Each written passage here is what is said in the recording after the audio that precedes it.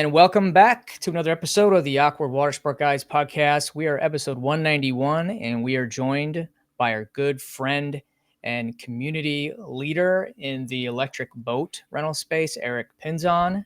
Eric, welcome back. Thanks, man. I talk about you guys probably more often than I should. I send everybody your way, every boat rental operator, everybody that's in this space. I'm like, hey, you know about these guys? They're like, oh no. And like, so many people don't know about you guys. It's like, this is the largest concentration of information about water sports of operators. And it's, I don't know, it's like this gold mine that most people are oblivious of, but a lot of these operators out there, they're not seeking the information, but I try to send as much as I can towards you guys because the community in general is pretty awesome. Dude, save this. Tell Tristan to edit that and fucking like gold mine is going to be like one of our when we build out the new website, the landing page, like that shit is going to be on there, bro. Like salute, man. Thank you for that, dude. That's that's really kind, man. Yeah. So we have a good show today.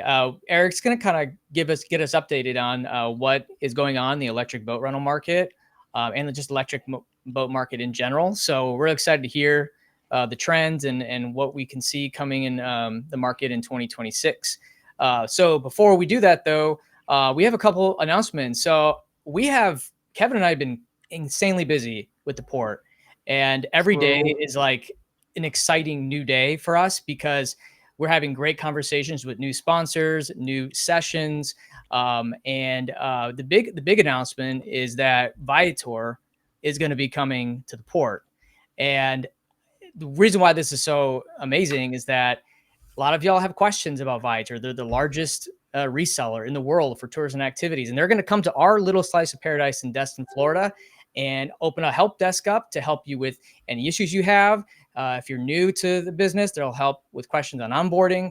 But I mean, that's just a testament to what we're building here with the port and the podcast and this water sport community, that large companies like that want to know more about water sports. So they're also very interested in the educational side too, which is awesome because it's really important for the OTAs to really know what water sports do and how they run so they can improve their platform. So that's really cool. But we also have some other great sponsors.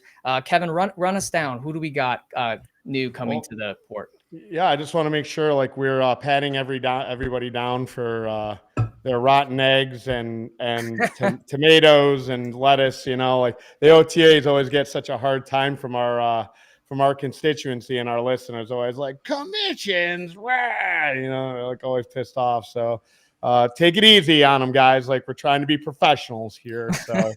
Be nice to Viator. They do write us a lot of checks, right? There's a little haircut off the top. You'll be fine. Yeah, we also have Wilmington Power Sports. They're an official Yamaha rep. I believe they might even be bringing someone down from Yamaha. We have BRP, a Sea-Doo rep. We've got Tour Scale. I mean, we got a lot of cool products this year. It's not like marketing companies. Like for those of you guys listening who always think about education, this is not like a big egghead summit. You know, like what we've done is we've been able to kind of meet like, education meets like, product, a quasi boat show. I think what we built here this year is really special, and it's been a lot of hard work. I mean, we also have some of the old familiars, Convergent Assist, Von Mack, AMP Agency. We have, of course, our leading sponsor, Thomas. They've got a couple new products. We've got Zebulon Management Consultant. I mean, we've brought these guys to the table because I think they do bring a unique education aspect to it. And obviously we have Thomas and their quasi AI tool, Yonder. We have Tour Magic. We have Andrew Slaga from increasewebconversions.com. We've got Boat Fix. We've got Batch. We got lenders. We got Greg and I's personal banker from Hancock Whitney, who's just Donald, who's the best. He will not be giving a presentation because he hates public speaking, although I wish he would. We got our buddy Kyle from Stenect. And yeah, I think we got a couple still more that we're going to be announcing as they come on board. But man, this is going to be like, I am super pleased with the sponsors that we have. It is a really good mix of both product and service that just really, services the water sport industry holistically. So I'm jacked about it, man. So we are like starting to run out of tickets, boys and girls. So when you're listening to this, it's going to be another week. So, get your little alligator arms out, reach hard into your wallets, dig deep. Don't call us the last minute because we're going to sell out like we do every year. And we got some more free bonuses and giveaways that we have yet to announce. So we're going to jump on that here soon within the next couple of weeks. Aside from all that, unless I missed anyone, Conor McGregor. Watersportpodcast.com. Get your tickets. Let's go. Yeah. Oh, shit. And the two best sponsors, WaveRes, three best sponsors, WaveRes, Trip Shock, and Take My Boat Test, Greg and I's companies. Just all chopped liver over here. Can't forget them. Yeah. So big shout out to our guest today. Thanks for sitting through all that, Eric. We appreciate your time today. We got Eric. Is it like Pinzon? Like you're going to take over the world, or is it just like Pinzon? Pinzon's fine. I'm Pinzon. not Colombian. It's Pinzon if you had an accent. But sounds really French, dude. And I'll tell you, in this current political from Spain, climate, actually. sounds French, and we're going to treat it as such because you're in America, dude. Americanize that name. Pinzon. Yeah. Pinzon. Eric Pinzon. Joins us from Electrified Marina. He's been a past guest, a past sponsor, attendee. Man, if you listen to our original show, man, I was probably drilling down on him about electric boats. I've given him the business. So, man, speaking of giving the business, welcome, Eric. How you doing, buddy?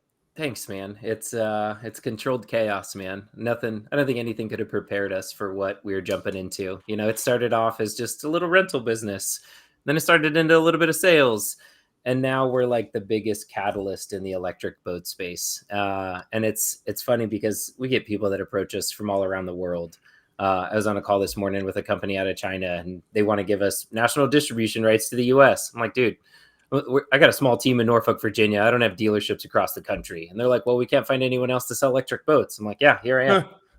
There's nobody doing this. And 2-3 years ago, we had first to market advantage, and we thought we were onto something big, and we were worried about people swooping in on us. But like the volume is so low in electric boats right now that it's not very attractive yet. And you look at the overhead of a conventional boat dealership, they're making a lot of money off service and repairs, and they're not quick to start cutting that away. And that's what happens in the automotive world. I saw it when I was at Tesla. And your ratio of technicians per car or, boat technicians per boats will change drastically. And I don't know what those numbers are yet, but over time, that maintenance and repair bills, that revenue is going to go away. So we're finding most of these dealerships aren't quick to adopt it. The ones that try to, they don't win over their sales staff. And whether it's the learning curve for them, the sales cycle for the customer, or the advocacy that's required for these things, they're not selling themselves. So half of our boat buyers are first-time power boat owners. They're not walking the docks at the average boat show. So they're not easy to sell. I tell people we spend a whole lot of money learning what not to do, and we're finally getting lead generation. Yeah. So oddly enough, man, I feel like in my neck of the woods here in Fort Walton Beach, like, and I'm not sure if you sold them the boat, but it definitely looked like one of yours. I mean, in full transparency, dude, I am like money boat guy, not like, ooh, you know what I mean? That's a Chaparral or that's an Everglades. I'm not like, yeah, get on the boat and have, but I saw like, sorry about that. Bless you. Thank you. I saw one of the, the gondolas, and it's here in Fort Walton, and they're doing like an electric boat rental. And it's funny because last year when I was pitching on the conference, I was like, this is the waters, like this is the place for that. And now all of a sudden I see an electric boat, and I'm not sure if it's you, or are you familiar with that company? Or yeah, so we're a dealer for Vision Marine, so they sell like everywhere. That company's kind of taken off. They bought Nautical Ventures down in Southern Florida, so like 9 locations, huge, multi-million-dollar deal. But that's going to amplify all of their electric boat sales too. And that's it, the space right now in electric boats is kind of crazy. There's consolidations, there's people that aren't making it, there's people that are joining forces, collaborations, startups from all walks of life. And we get to the point where we can't afford the opportunity cost to entertain more startups right now. Like, unless you've got a prototype boat and you're going to market next season, we can't even have the conversation, because there's so many people with renderings that are raising capital and jumping into this space. Because even if it's a couple percent of boat sales, it's like, it's going to be, tens of millions of dollars here very, very soon. When you've got a multi-billion-dollar business like that, if only a couple percent convert to electric, that is a massive impact. And we're at such the early stages of it right now. It's kind of crazy to think about. Eric, Yeah. Sorry, Greg. I gotta have a thought here real quick. Yeah, I know you. So feel free to follow up. Yeah. So it's like, this is something we see a lot, like in water sports, and it's and things are very, like, I don't think people like really understand, like, things are like really location dependent. So if you can get into an area, like, it's like, Justin and Get Up and Go, right? He's just got a clear kayak, and I've talked to Justin, and sorry, I got a crappy crappy text. Yeah, so when you put these, like, say, clear kayaks in the water, right? And it's like, you want them to kill, like, the location also has to kill. And then you got to kind of have to angle. So whether it be like tiki boats, electric boats, like whatever the angle is, like, I always feel like it's going to be quasi location dependent. So it's like, oh, you know what I mean? Because again, dude, you could put a regular gas powered pontoon boat in a bad location and it just not do well. Right.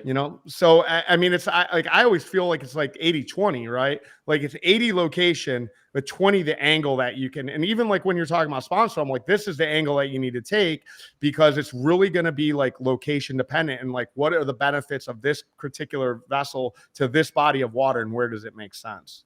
Yeah, 100%. We do discovery calls with everybody that comes in, and we filter out 20% of them, whether it's range or price or what have you. But it's like, oh, I'm in Miami and I just want to go to Bimini. It's like, we are not the boat for you. And like, we are brutally honest with expectations, because we can't afford to have a bad customer afterwards. So I'd rather not sell a boat than deal with someone that's pushing the limits of what they need. So, and it's going to turn into a bad experience, regardless of what that is. So it's very much finding the right customer, but also the right waterway. Charging is a big part of that conversation.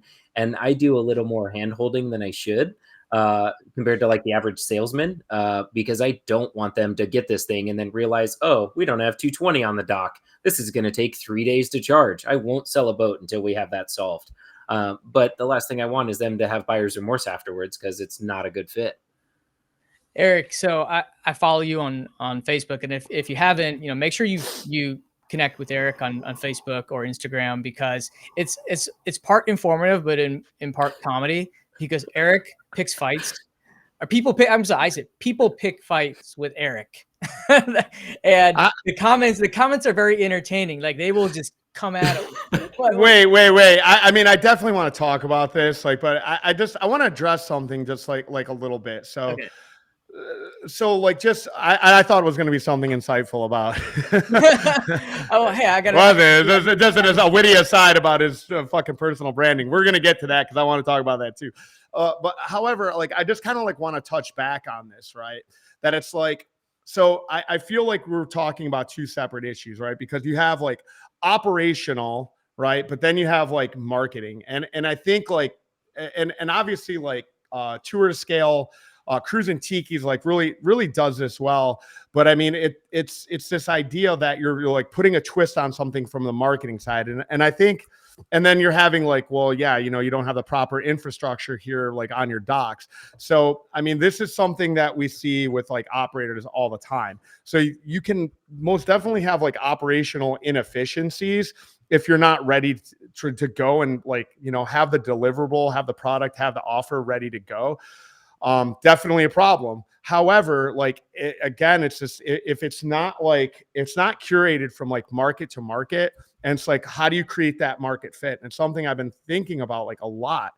always really, it's like, so like, what's the angle on this? So I don't think like electric boats are, for me, it's a moot point, right? Like, it's like, all right, well, the electric boat portion of it's cool. Like, there's great branding to that. But if it's not paired, right? Like, if you're like, I'm going to take an electric boat to, the fucking Eastern Atlantic, like, whoa, you know what I mean? Like, if there's like a lake or a protected bay in there or something.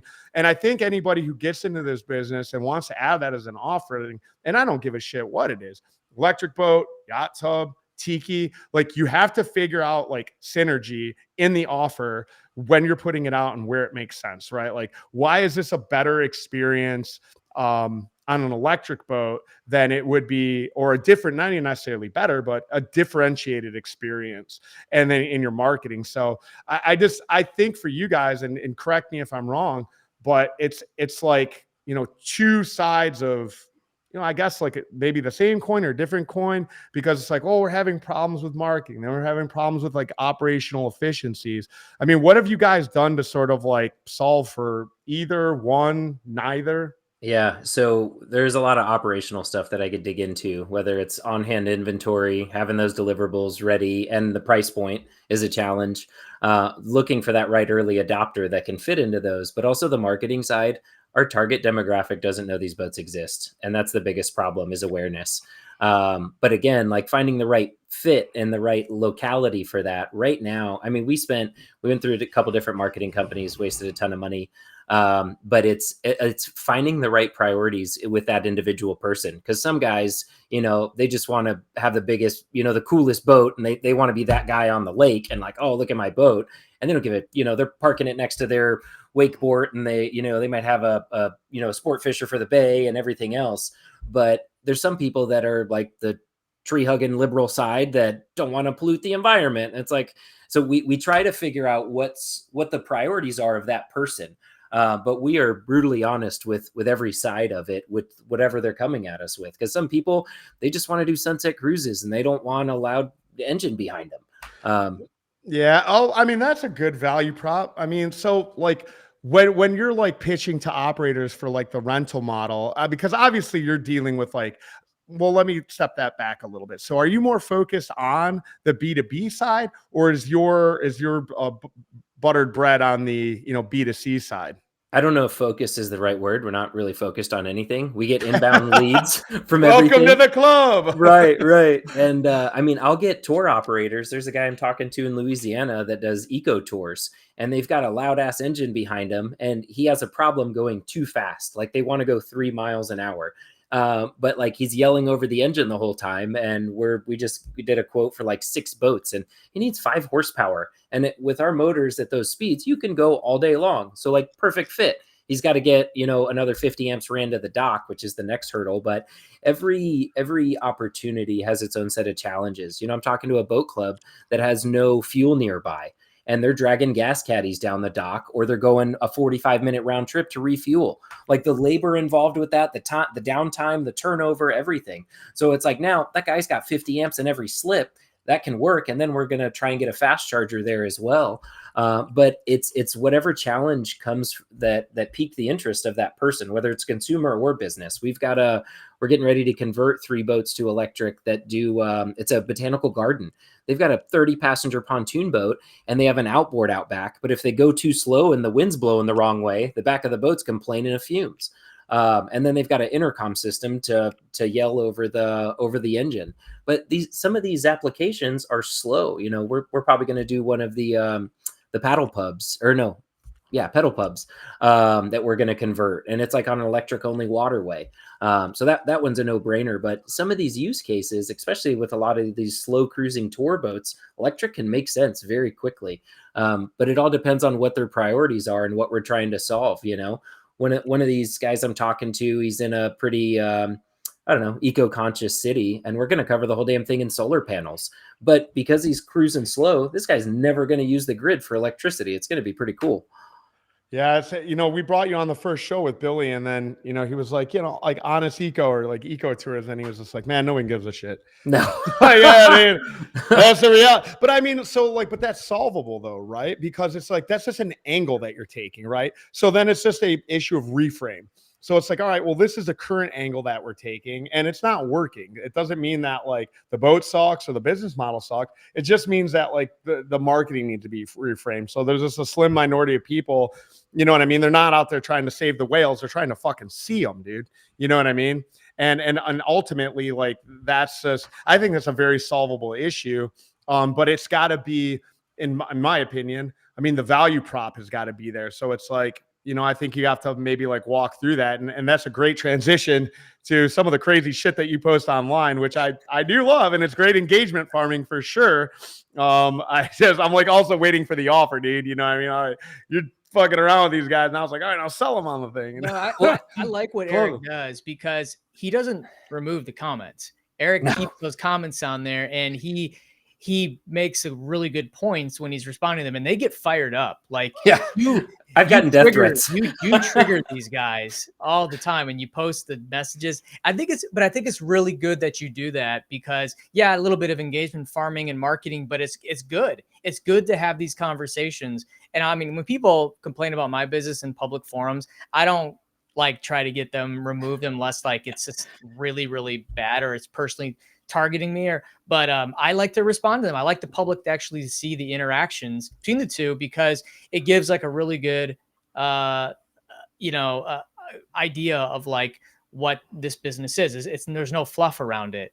Like I love the management responses and reviews. I want to see two sides of the story. You can see the going back, but I think it's great that you do that for your marketing because it adds authenticity to what you're doing. And I've gotten pushback, whether it's from my team or from some marketing companies who are like, hey, this isn't kosher. Like, don't fuel the fire kind of thing. But the amount of comments I get from people, or they'll private message me, it's like, dude, finally someone's standing up to these idiots because they don't know what they're talking about. And I try and take the educational approach because most people are clueless. But I'm also the one that's grounded, that's realistic about this stuff. And it's like, oh, we're going to reduce our carbon footprint. It's like, we're talking about pleasure boating here, guys. There's nothing sustainable about this. The sustainable thing would be to not boat. Like, this isn't work boats. You know, this isn't transportation. And so go ahead.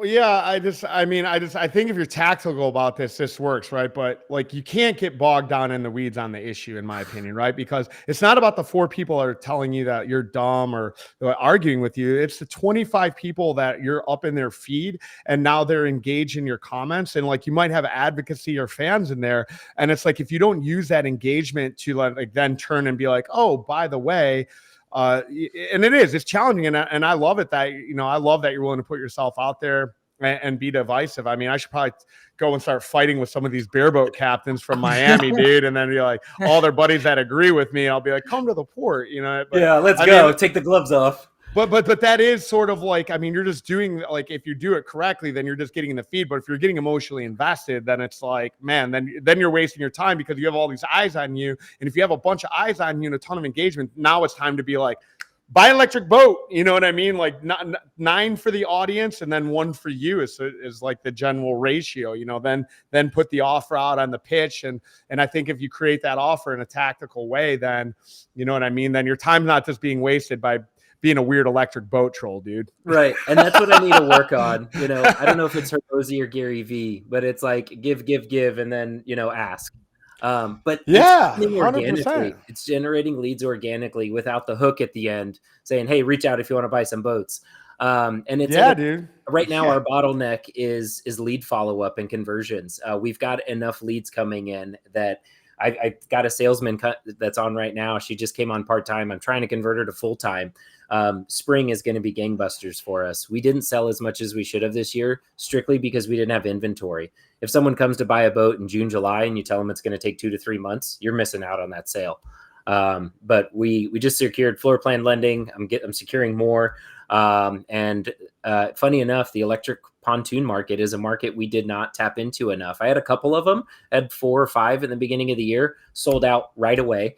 And we were looking at the analytics from data, from web traffic, from searches, everything. Electric pontoon is the highest searched keywords on Google above anything else, like by 2.5 times. People aren't looking for electric bow riders or electric foiling boats. Those aren't, I can't even bid on those words. But electric pontoon, like and a lot of that is slow speed, low horsepower lakes. These electric only lakes, some of them are, because of size, because of drinking reservoirs, and we don't make a ton of money off of those. But a lot of those people might have a lake house or a bay house or something. And same with the jet skis. We don't make much money off the jet skis. They're super cool and a lot of fun. It takes the right owner for one of those. It's the consumer that has it in their backyard that's going to go out an hour a day. It's not at the lake house that's going to get consecutive uses all day long. They just don't have the battery capacity.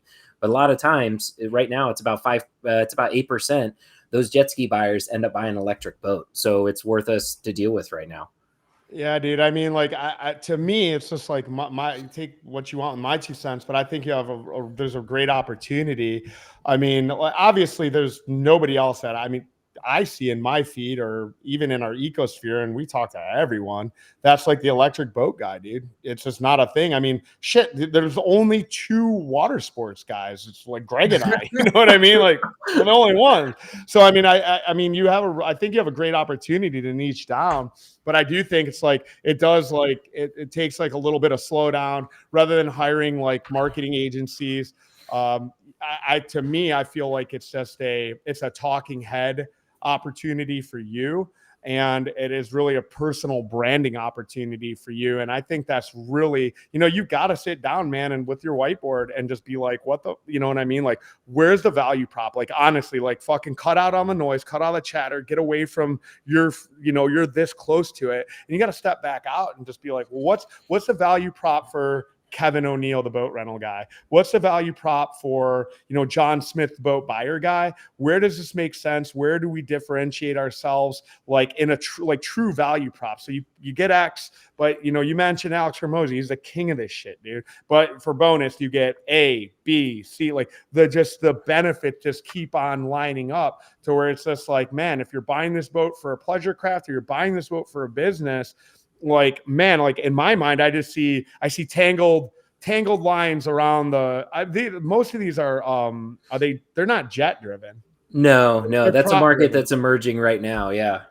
Right. But regardless, you know what I mean? Like when you said that, like loud engine, like when I look at these gondola boats, like I think of like going down like a serene setting and I just see like, you know what I mean? Some guy that looks like me smoking a cigarette, driving the boat, like, hey, guys, having a good time. Like we can't hear the music. Yeah. You know what I mean? Like, I think Buzzy and Get Up and Go is like a really great example of where he gets so much organic flow. Like you just see this crystal clear nighttime tours and like, the bioluminescent, and is that everywhere? Like, fuck no, dude. Right. But it is the hook that gets him like 125 million organic followers. It's just that one value proposition that's like, you get on a kayak, go to the Everglades, bioluminescent tour, nighttime, beautiful, XYZ. I mean, shit, dude, you come to Destin, you're going to see beer cans and dead seagrass through the bottom of that clear kayak. However, it's just a matter of getting the eyes on you and figuring out like what that looks like. You know what I mean?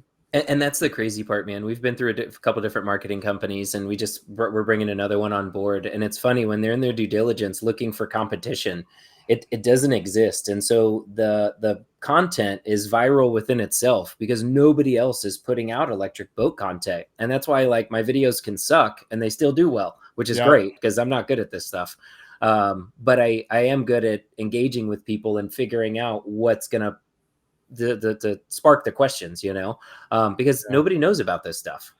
What are those questions, Eric? Like, what are the maybe the top 3 that you constantly have to explain yourself? Oh, electricity and water doesn't mix. If water gets in, it's going to go up in flames. It's like, these aren't open exposed battery cells sitting in the hull of this boat, guys. Like there's a lot of attorneys and engineers that work to make sure this was safe. And that's like, so funny. Right. And like, we're at the point, I'm trying to get one of these manufacturers to do it, to sink a boat, drop some batteries in the water, do some testing, to show people, but that's what it's going to take. And, but we've almost sunk a couple boats for getting some drain plugs in, and we've had batteries fully submerged underwater, and to where it's like, we didn't know the condition of it. My background's Tesla. When you don't know the condition of a battery, if it's stable, like you get it away just in case. And sure enough, these batteries were perfectly fine. And I was kind of bummed because we had some good insurance on them. Everyone's worried about the batteries. And then dock charging, like shore power. Everyone's like, oh yeah, running high voltage down your dock. Like, do you not realize there's marinas with 3-phase power on their dock for yachts? Like a neglected dock is going to be neglected whether it's 110 or 240 or 3-phase. Like it's so weird. Like I mean, to me, I think it was like, it would be common sense that you guys would figure out that portion of it, right? Like, you know what I mean? Like Electrified Marina would be fucking like electrified fucking court injunctions if you guys were electrocuting people on the boats or the docks all day long. It's like, no, we figured out that portion. You know what I mean? Like, right. Yeah. I gotta play something for you guys. Hold on. So I got hold on. I gotta put it on speaker. And you have this tremendously powerful battery, and the battery's now underwater, and there's a shark that's approximately 10 yards over there. By the way, a lot of shark attacks lately. Do you notice that? A lot of shark. I watched some guys justifying it today. Well, they weren't really that angry. They bit off the young lady's leg because of the fact that they were not hungry, but they misunderstood who she was. These people are crazy. He said there's no problem with sharks. They just didn't really understand a young woman swimming now really got decimated, and other people too. A lot of shark attacks. So I said, so there's a shark 10 yards away from the boat, 10 yards, or here. Do I get electrocuted if the boat is sinking, water goes over the battery, the boat is sinking? Do I stay on top of the boat and get electrocuted, or do I jump over by the shark and not get electrocuted? Because I will tell you, he didn't know the answer. He said, nobody's ever asked me that question. I said, I think it's a good question. I think there's a lot of electric current coming through that water. But you know what I'd do if there was a shark or you get electrocuted? I'll take electrocution every single time. I'm not getting near the shark.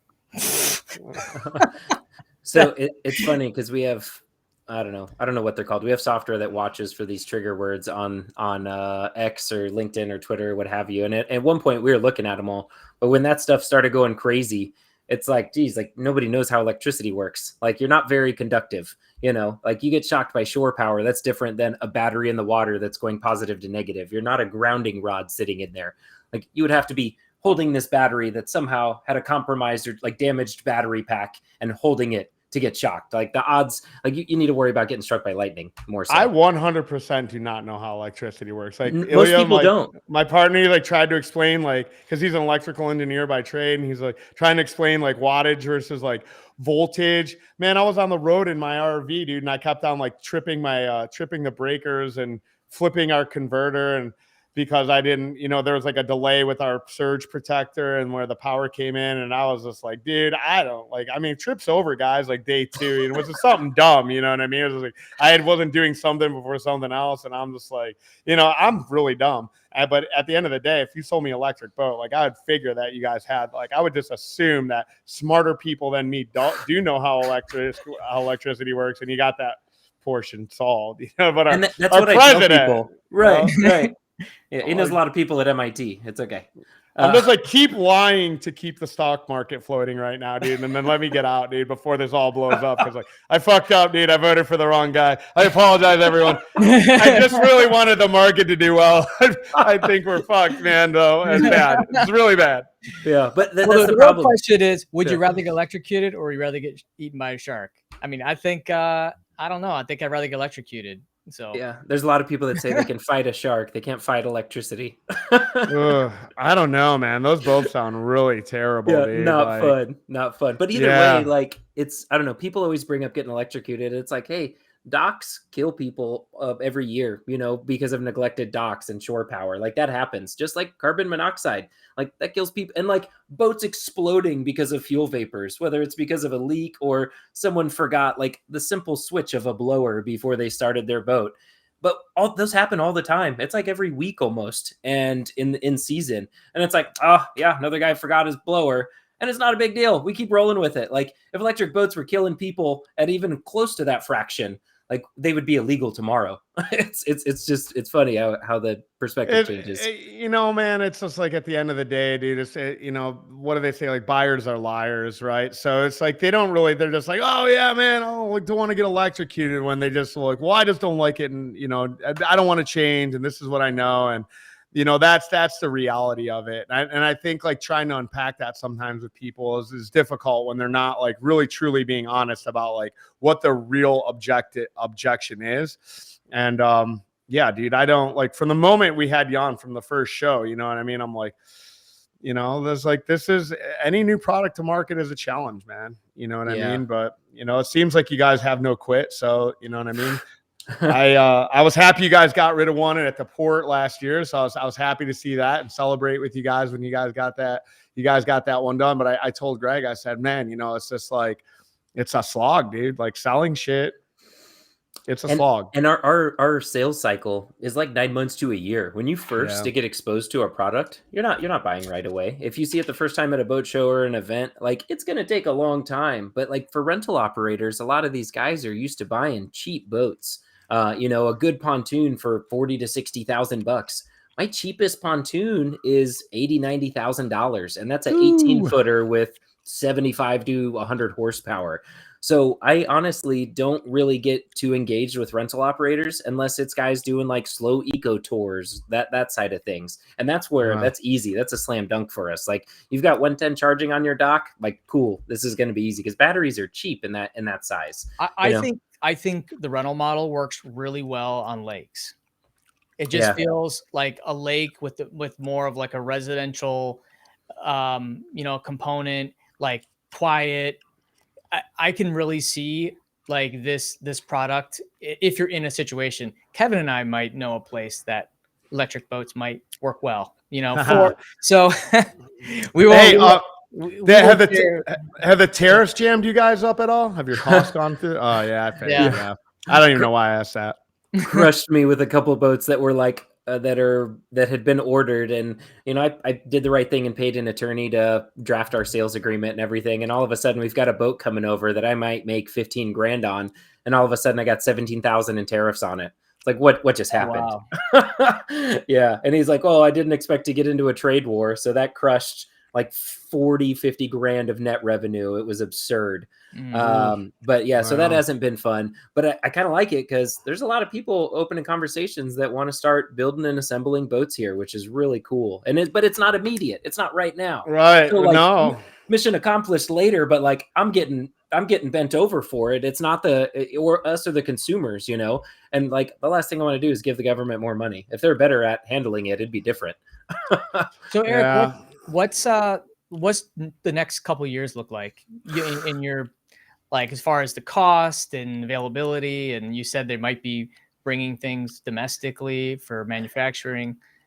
Dude, the startup space is crazy right now. There's guys that are raising capital right now, going into production next year. Some of these guys with very reputable backgrounds of big boat builders, and they're jumping on the opportunity, you know, whether it's wakeboards or catamarans or, you know, pleasure cruisers. I've got a Rolodex of a dozen manufacturers that are that are going into production next year. And some of these are like hydrofoil assist, and now we're getting 50 to 70 miles at planing speed. Don't get me wrong, it's going to be like 300 grand. But we don't have economies of scale in our favor yet, so I don't see prices coming down much. The battery market is getting so damn competitive, even with tariffs. They're still crazy cheap. Recycling is ramping up like crazy, so we're hopefully going to have more materials here and stop relying on Australia and China and everybody else.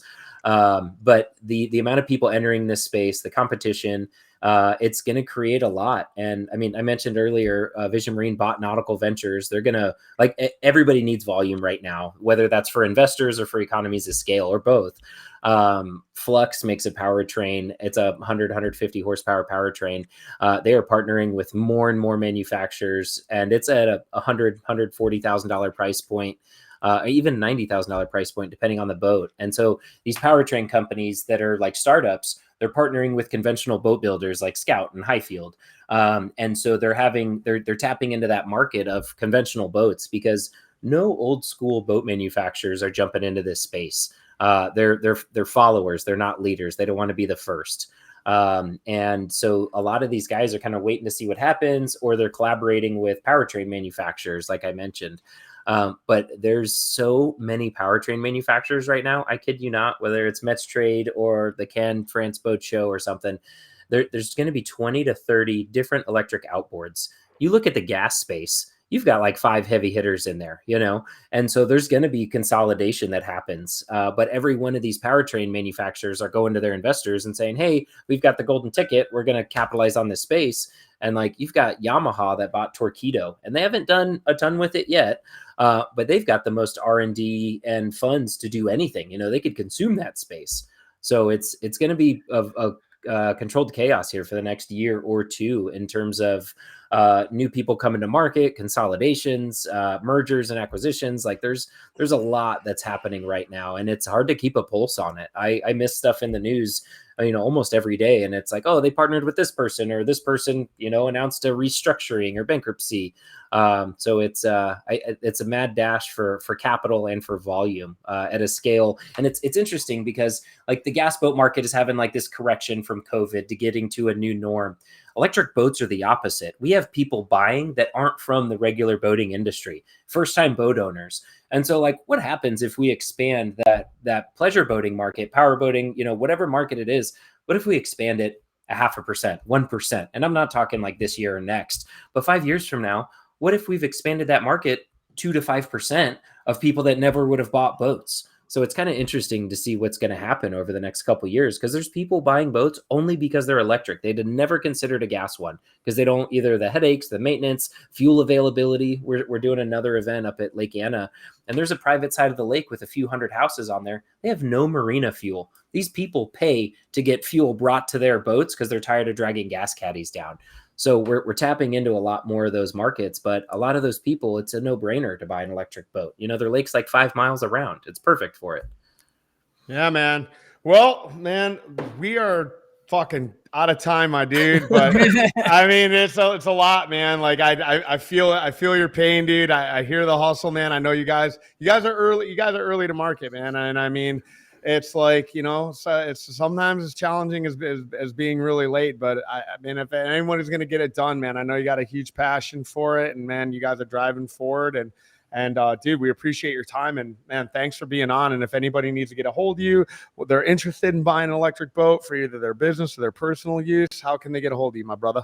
Yeah, Instagram, Electric Boat Dude, cell phone number 757-206-2899, or our website, electrifiedmarina.com. Happy to chat.